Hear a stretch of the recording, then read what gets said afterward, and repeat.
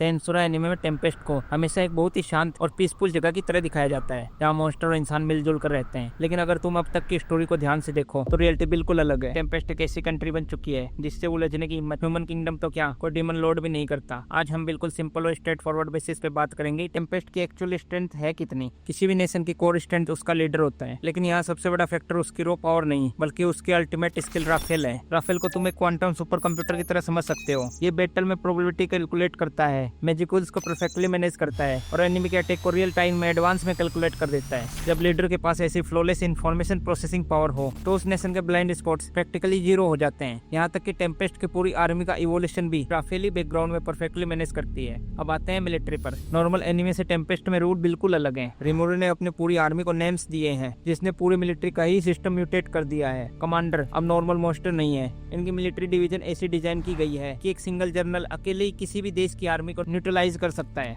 यहाँ वार क्वांटिटी से नहीं कॉन्सेंट्रेट पावर से लड़ी जाती है। रियल वर्ल्ड पॉलिटिक्स में एक कॉन्सेप्ट होता है न्यूक्लियर डिटरेंस, यानी आपके पास ऐसी पावर है जिसे देखकर ही दुश्मन हमला करने का आइडिया ड्रॉप कर देता है। टेम्पेस्ट के पास ऐसे दो चलते फिरते न्यूक्लियर बॉम्ब है। पहला वेल्डोरा, एक ट्रू ड्रैगन जो इस दुनिया का सबसे डिस्ट्रक्टिव बीइंग्स में से एक है। वेल्डोरा का ओरा ही इतना मैसिव है कि छोटे मोटे मॉन्स्टर और इन्वेडिंग आर्मीज उसके आसपास आने से ही डर जाती है। दूसरा है डिएब्लो, एक प्राइमोर्डियल ब्लैक डीमन। एनिमे में डिएब्लो का एक मास्टर के अंडर सर्व करना वैसा ही है जैसे दुनिया का सबसे डेंजरस एंटिटी किसी का बॉडीगार्ड बन जाए। फालमत के स्ट्रॉन्गेस्ट मेज राजेन का जो हाल डिएब्लो ने किया था वो इसका डायरेक्ट प्रूफ है। इन दोनों की सिर्फ मौजूदगी बाकी नेशन के लिए एक क्लियर वार्निंग है। एक देश सिर्फ अटैक पावर से नहीं चलता, उसका डिफेंस सिस्टम कैसा है ये सबसे जरूरी है। सीजन 3 और लेबिरिंथ एक्सपेंशन के बाद टेम्पेस्ट ने एक अनटच्ड डिफेंस क्रिएट कर लिया है। रामिरिस का लेबिरिंथ सिर्फ एक डंजन नहीं है बल्कि एक अंडरग्राउंड बंकर और रिसोर्स जनरेटर है। अगर कोई हमला होता है तो टेम्पेस्ट के सिटीजन वहाँ कम्प्लीटली सेफ रह सकते हैं और उनकी फोर्स लेबिरिंथ के अंदर इमोर्टल है क्योंकि वो वहाँ रिस्पॉन हो सकती है। इस लेबिरिंथ में 100 फ्लोर है और हर 10th फ्लोर पर एक मैसिव बॉस है जिसे क्रॉस करना किसी भी आर्मी के लिए मैथमेटिकली नामुमकिन है। साथ ही डेंजर एडवेंचर्स को अट्रैक्ट करता है जिससे टेम्पेस्ट को डेली प्रॉफिट मिलता है। ये सिस्टम टेम्पेस्ट को इन्फिनिटी रिसोर्सेज और फ्लॉलेस डिफेंस देता है। और फाइनली किसी भी सुपर पावर की असली ताकत सिर्फ उसकी फ्रंट लाइन आर्मी नहीं बल्कि उसकी इंटेलिजेंस एजेंसी होती है। यहाँ आती है सोए और उसकी शेडो आर्मी जो प्रैक्टिकली टेम्पेस्ट का अपना ब्लैक ऑप्स नेटवर्क है। इनका इन्फॉर्मेशन वारफेयर इस लेवल पे ऑपरेट होता है कि कोई भी कंट्री टेम्पेस्ट पर हमला करने की प्लानिंग बाद में करती है और रिमूव की टेबल पर उसकी पूरी रिपोर्ट रियल टाइम डिटेल्स के साथ पहले ही आ जाती है। जब तुम्हें तुम्हारे दुश्मन के हर एक सीक्रेट मूव, हर एक स्ट्रेटेजी पहले से पता हो तो बैटल ग्राउंड में आने से पहले दुश्मन का खेल खत्म हो जाता है। तो अगर हम इन सभी डॉट्स को कनेक्ट करें तो एक बहुत ही टेरिफाइंग पिक्चर सामने आती है। टेम्पेस्ट कोई नॉर्मल पीसफुल यूटोपिया नहीं है। उनकी जो ये शांति और भाईचारा दुनिया को दिखता है वो उनकी वीकनेस नहीं,